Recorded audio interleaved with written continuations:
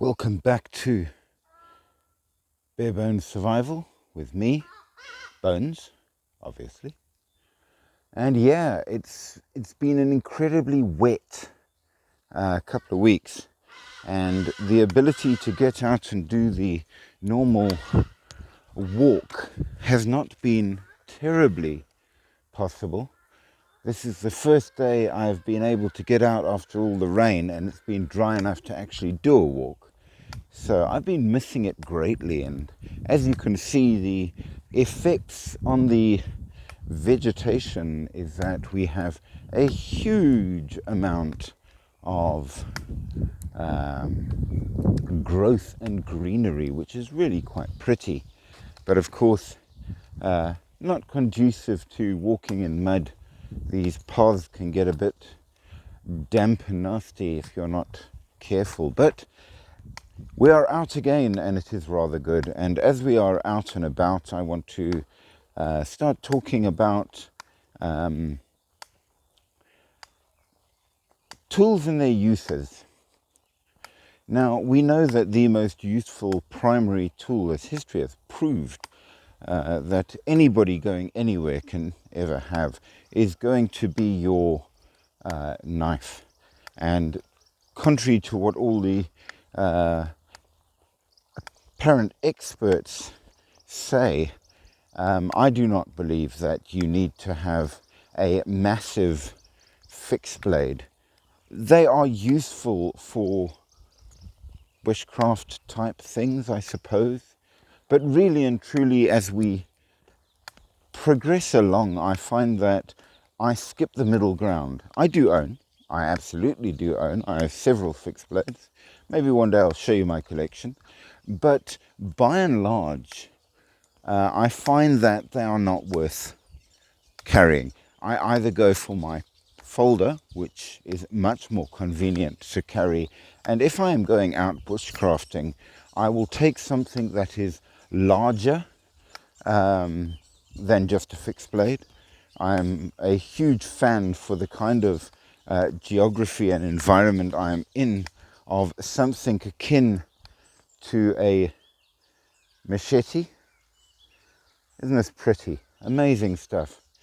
So I skip the middle right away and move on to from small to very large.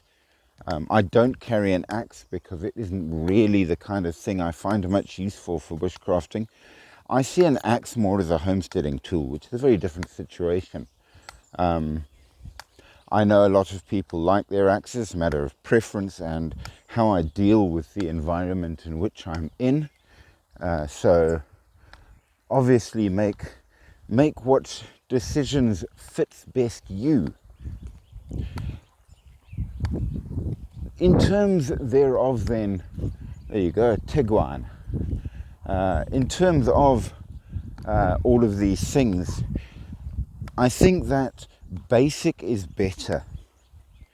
When you start using your different levels of gear, you need to consider the reality that it's a matter of layering. Your survival layer, there's some wild ducks, your survival layer has got to fit your pocket. If it doesn't, it's not survival. Your second layer is going to be your tool bag, your walking kit, as I like to call it. And the reason for that is it's something that is light, small, can be detached from your main pack to carry the essential tools. Now, there's obviously either very, very minimal or no food in this pack. It's there as your tool for walking around with. The pollen from spring, I do apologize. So you're talking about a level of gear that you can carry far easily as you're moving around, compared with having the entire full pack, which is a very different thing in that regard. And then your third layer, as it were, is your sustainment kit, which will have all of the big and heavy things that you don't always want to carry. This is one of the weaver trees where they are putting up nests and things and trying to entice a mate. It's quite pretty. I'm very lucky to be able to come and walk along this public area, which is really, really nice. So the layering of the kit allows you to develop an idea of what kind of gear, if you will, is needed when. Remember, time is a factor that people don't talk about very much.